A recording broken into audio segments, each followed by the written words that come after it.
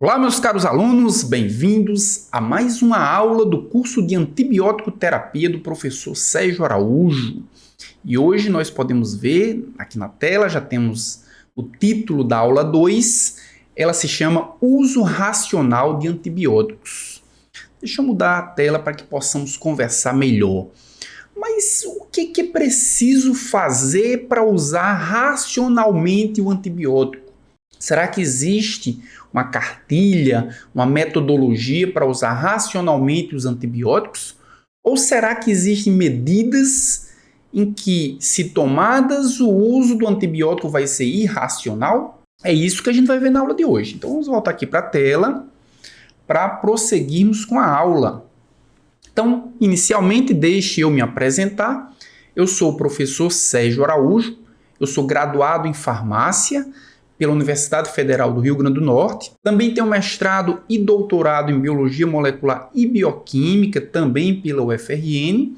Sou professor do Departamento de Farmácia da Universidade Federal do Rio Grande do Norte e tenho um canal no YouTube chamado Posologia, onde eu posto todas as semanas uma aula sobre o mundo maravilhoso da farmacologia. E para aqueles que querem me seguir, aqueles que querem acompanhar mais de perto o meu trabalho, podem seguir o meu perfil no Instagram, é o @prof.sergioaraújo. Vamos agora para o conteúdo da aula de hoje. O que é que nós vamos ver na aula de hoje? Conteúdo da aula Uso Racional de Antibióticos. Então essa aula ela vai ser dividida em 5 partes. Na primeira parte, iremos falar sobre os critérios onde são indicados os antibióticos. E quando a gente fala de uso racional, a gente começa pela indicação. Professor, mas antibiótico é utilizado para infecção. O senhor já falou isso lá na primeira aula. De fato, é utilizado para infecção. Mas quando nós olhamos para os parâmetros de indicação dos antibióticos, nós vamos observar que nem sempre pensar em indicação para infecção é suficiente. Às vezes, nós precisamos saber qual é o foco da infecção, qual é a gravidade da infecção, qual é a ecologia daquela infecção, quais são os agentes etiológicos mais prováveis. É possível iniciar o tratamento sem sabermos qual é o agente etiológico? Certamente. Então, tudo isso vai entrar nesse leque de critérios para indicar o uso de antibióticos. Na segunda parte da aula, e isso também faz parte do uso racional de antibióticos, os critérios para diagnóstico. Então, o diagnóstico da infecção é extremamente importante. Afinal de contas, se o paciente tem uma infecção viral, essa infecção viral não vai ser tratada com antibióticos. Se o paciente tem um processo inflamatório, que em alguns momentos pode se confundir com uma infecção, ele não vai ser tratado com antibiótico. Então, os critérios para diagnosticar uma infecção são extremamente importantes para que nós possamos estabelecer o uso racional de antibióticos. Também os critérios para seleção do antibiótico. Dentre as várias possibilidades que nós temos de usar um antibiótico, algumas vão ser úteis mesmo dentro da mesma classe terapêutica, algumas vão ser úteis para aquela situação em particular e outras vão ser irracionais. Se a gente utiliza, vou dar um conceito que a gente ainda não conhece, mas que vai ser abordada futuramente no curso de antibiótico terapia, mas se nós utilizarmos um antibiótico bacteriostático com um antibiótico bactericida, essa é uma associação irracional. Então nós precisamos pensar quais os critérios que vão nos levar a selecionar aquele antibiótico especificamente. E na gravidez, será que o uso racional de antibióticos passa pela gravidez? Sim, com certeza passa pela gravidez. As pacientes que têm infecção, e muitas delas têm infecção urinária, por exemplo, elas precisam ter alguns cuidados com o uso de antibióticos. E, finalmente, na última parte dessa aula, vamos abordar quais são os critérios para se definir a posologia. E é importante a gente pensar em critérios para definir a posologia, porque nem sempre a posologia é a posologia padrão. Muitas vezes a gente vê lá na embalagem do fabricante uma posologia padrão, mas a depender da condição que o paciente tem, a depender da gravidade que o paciente tem, da infecção que o paciente tem, a posologia ela precisa ser ajustada. Então é isso que nós veremos na aula de hoje. E vamos começar com a indicação. A correta prescrição de um antimicrobiano exige presença de alguma condição que a justifique. E é claro que quando a gente pensa na indicação de antimicrobianos, a principal condição que justifica o uso de antimicrobiano é ser uma infecção. Se não for um processo infeccioso, por si só, isso já não justifica mais o uso do antimicrobiano. Mas não é apenas isso. Então nós temos aqui indicação de terapia antimicrobiana. Nós temos alguns critérios aqui na tela. Eu vou mudar a câmera apenas para facilitar a visualização. Então, os antibióticos eles são indicados para infecções bacterianas. Como eu já havia falado anteriormente, se a infecção for infecção viral, não justifica utilizar um antibiótico.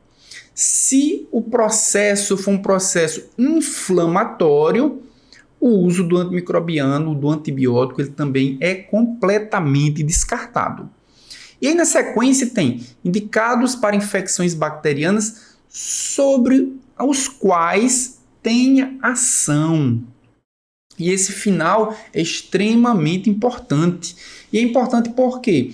Porque às vezes é uma infecção bacteriana, mas é uma infecção bacteriana causada por uma bactéria, por um agente etiológico extremamente resistente. A gente vai ver mais à frente no curso que existem bactérias que são superbactérias, que são bactérias resistentes que possuem mecanismos de resistência antimicrobiana. A bactéria precisa ser sensível a esse antimicrobiano. Segundo critério, a escolha deve ser baseada nos padrões de sensibilidade locais. E esse segundo critério, ele está muito associado ao primeiro. Por que está muito associado ao primeiro? Porque depende da susceptibilidade ou da resistência, do padrão de susceptibilidade ou do padrão de resistência da bactéria. Mas padrões locais. E por que esse locais faz tanta diferença? Porque quando nós olhamos os protocolos mundiais de tratamento de diversas doenças infecciosas, os protocolos eles variam muito. E eles variam muito por quê? Porque a ecologia e o grau de susceptibilidade ou resistência dos micro-organismos, a depender do local, é muito variável. A gente não pode esperar que as bactérias que causam infecção na África do Sul sejam iguais às que causam infecção no Brasil. O padrão de resistência ou o padrão de susceptibilidade ele também muda. Então, dessa forma, a gente precisa ter protocolos específicos para a localidade. O terceiro critério é buscar a maximização terapêutica, objetivando a erradicação bacteriana. Esse objetivo é muito claro. O que se quer é erradicar, é acabar com a infecção. Muitas vezes, acabar com a infecção é destruir a bactéria. É utilizar um antibiótico bactericida, aquele antibiótico que vai lá e destrói a bactéria.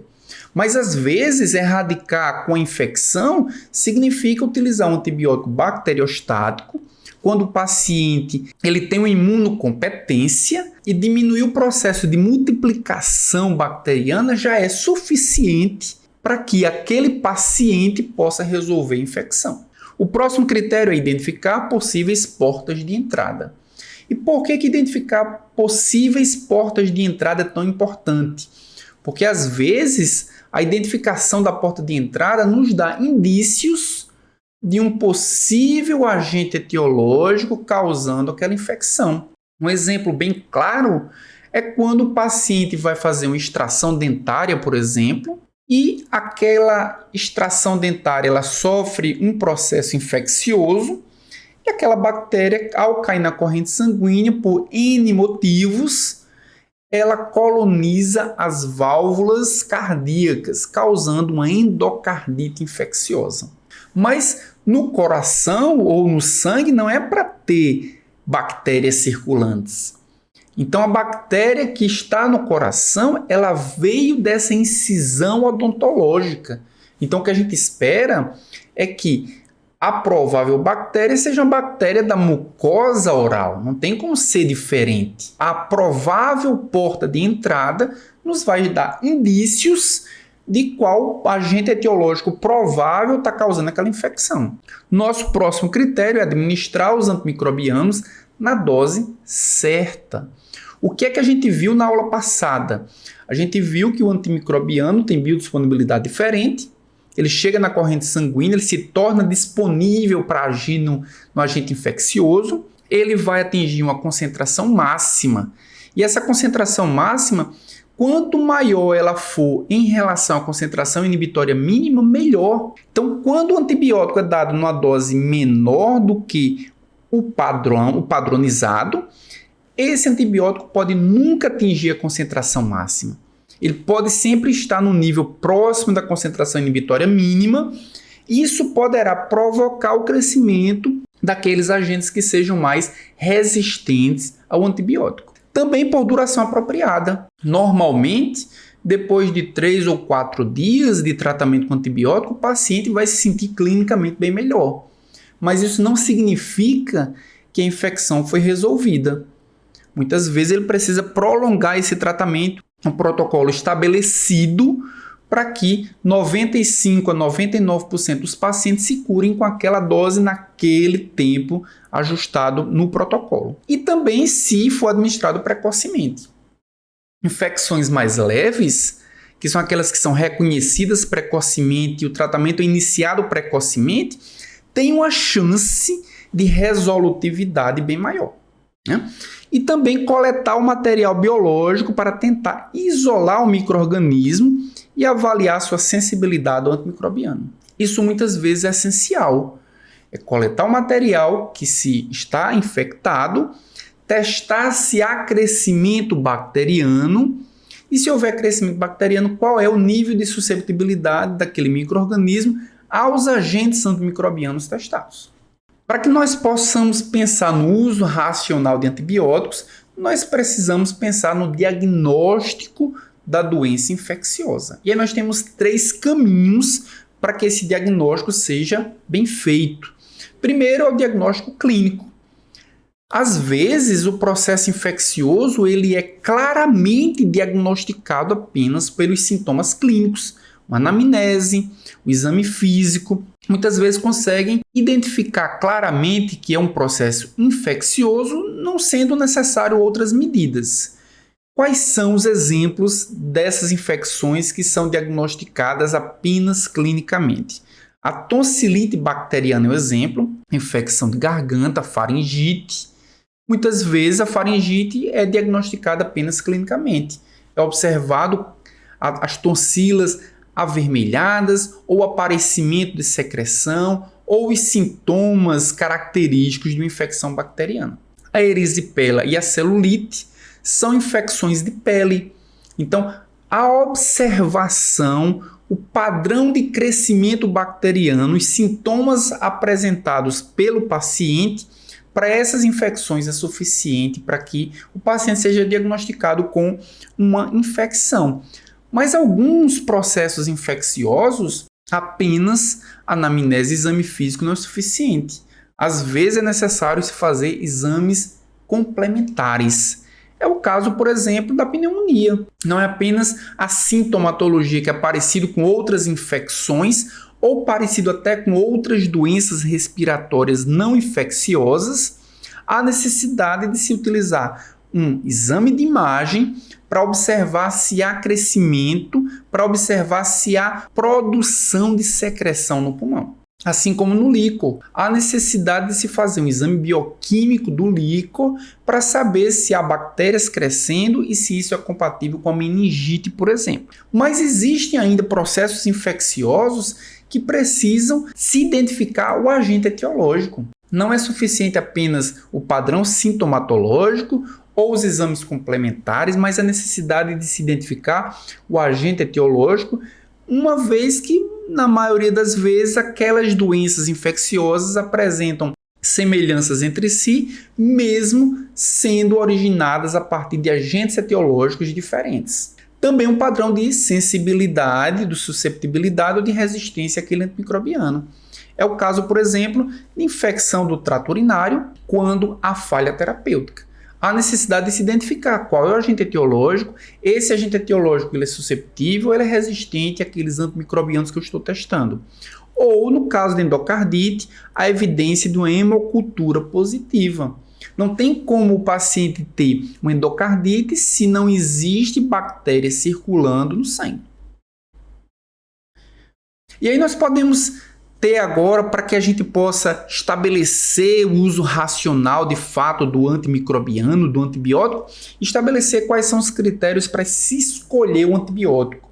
A gente já viu os critérios que são indicados. Quando é que é indicado o antibiótico? Mas dos antibióticos disponíveis, quais deles eu posso escolher? Baseado em que essa escolha? Então são 7 critérios. O primeiro critério, a gente deve se fazer a pergunta: essa infecção é infecção comunitária ou infecção hospitalar? E essa pergunta é uma pergunta importante para selecionar o arsenal terapêutico, uma vez que uma infecção que tem um padrão comunitário possui agentes etiológicos e possui padrão de susceptibilidade e resistência muito diferente, um padrão ecológico muito diferente das infecções hospitalares. Então, saber se a pneumonia é hospitalar ou se a pneumonia é comunitária faz toda a diferença para escolher os antibióticos corretos. Segundo critério, qual é o foco? Onde é que essa infecção está localizada? É uma infecção que é difícil a chegada do antibiótico?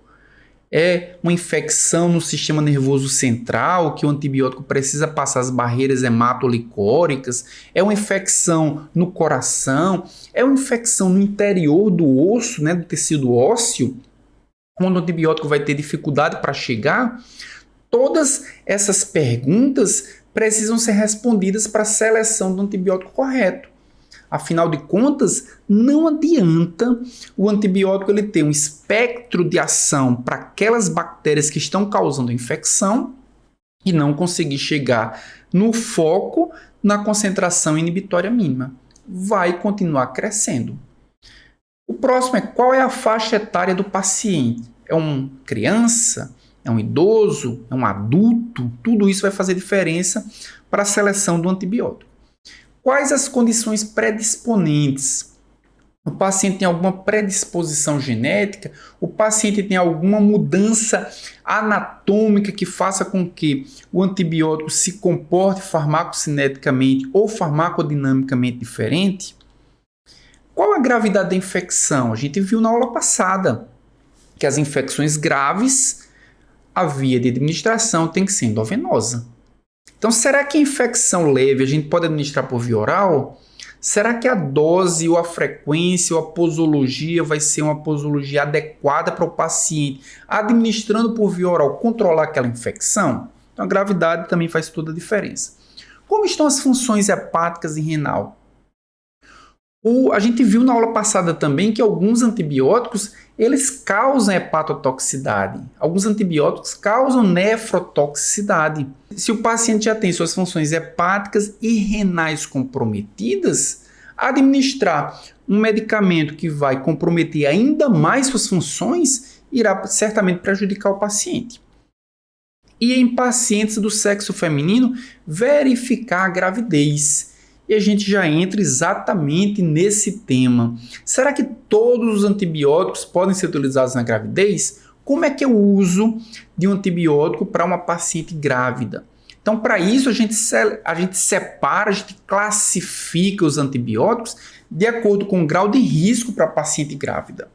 Então, nós temos a categoria A, que não apresenta nenhum risco documentado para a paciente grávida. Nenhum antimicrobiano se inclui nessa categoria. Então, nenhum antimicrobiano possui dados documentados de que não causa nenhum problema nem para a mãe, nem para o embrião, para o feto. Os da categoria B não há evidência de risco. Não há evidência de risco não significa que não há risco nenhum. Significa que não há documentação de que há risco para aquele antibiótico. São os antibióticos considerados seguros para a gravidez. É a azitromicina, é penicilina, cefalosporina e eritromicina. Esses antibióticos, eles são considerados seguros para que a mulher grávida possa utilizar. Os da categoria C, não se pode excluir a possibilidade de risco. Não existe evidências de que ele cause risco.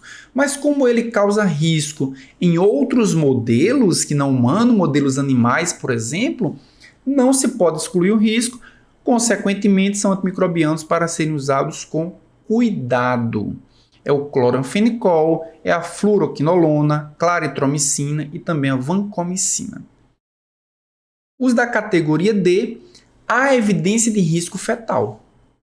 Então, nesses casos, existe evidência, existe documentação de que esse antimicrobiano causa algum risco fetal. Então, são antimicrobianos que devem ser evitados na gravidez. É o caso dos aminoglicosídeos, das tetraciclinas e também da tigeciclina. E os da categoria X, eles são contraindicados formalmente, mas para essa categoria não existe nenhum antimicrobiano.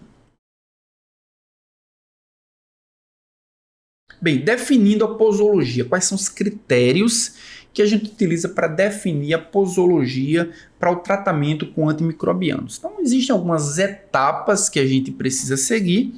A etapa de número 1 é o ajuste da dose do paciente.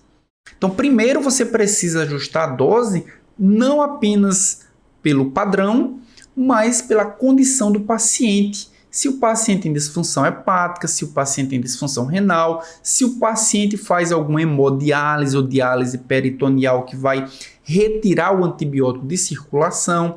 Para os extremos etários, se é uma criança, precisa fazer o ajuste posológico de acordo com a idade e o peso. Se é um idoso também. Se existem parâmetros laboratoriais alterados também. Então, tudo isso precisa ser levado em consideração para que a dose seja ajustada. A etapa de número 2 é o perfil de estabilidade.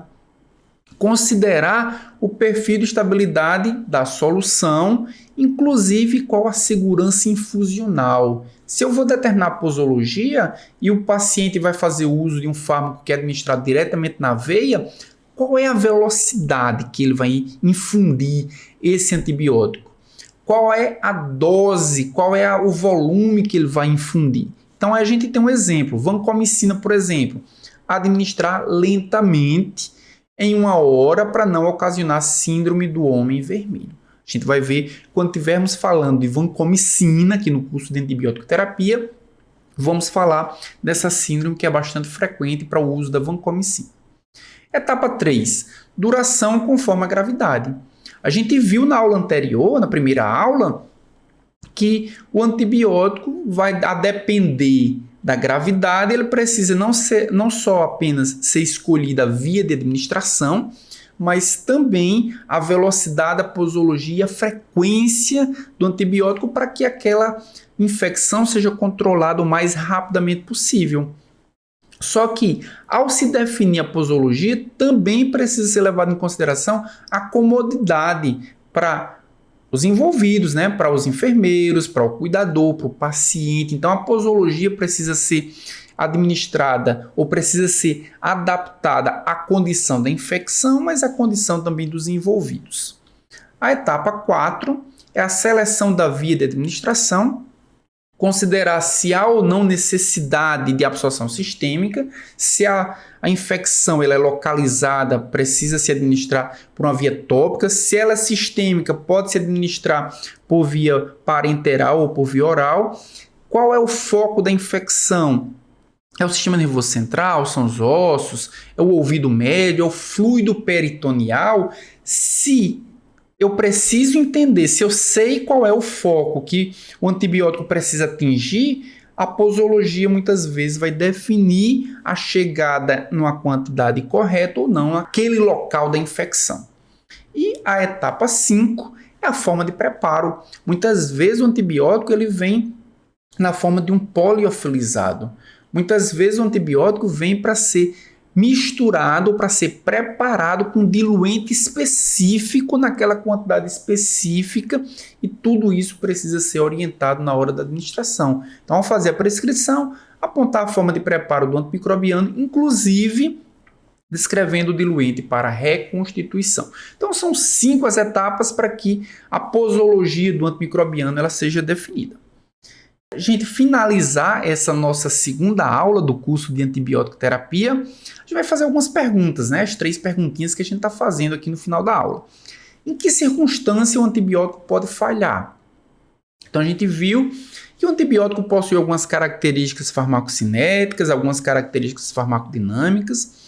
A gente viu agora que existe um uso racional para o antibiótico, mas será que o antibiótico pode falhar? Em que condições ela falha? A gente vai ver isso no tópico causas de falhas de antibióticos. Pergunta 2. Por que se associam antibióticos?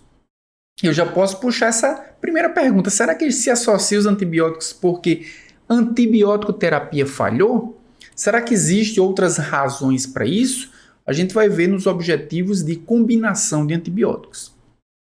E a pergunta número 3, em que circunstâncias o antibiótico pode ser usado de modo profilático? A gente está falando muito do uso de antibiótico para a infecção. E será que o antibiótico pode ser utilizado antes que o paciente adoeça? Para que o paciente evite uma infecção, será que o antibiótico pode ser utilizado de modo profilático? A gente vai ver isso em princípios básicos da antibiótico profilaxia. Todas essas perguntas e muito mais conteúdo a gente vai ver na aula 3, estratégias para usos de antibióticos. Então, muito obrigado por ter assistido a aula até aqui. Até a aula de número 3, onde iremos falar sobre essas estratégias para o uso de antimicrobianos. Até lá!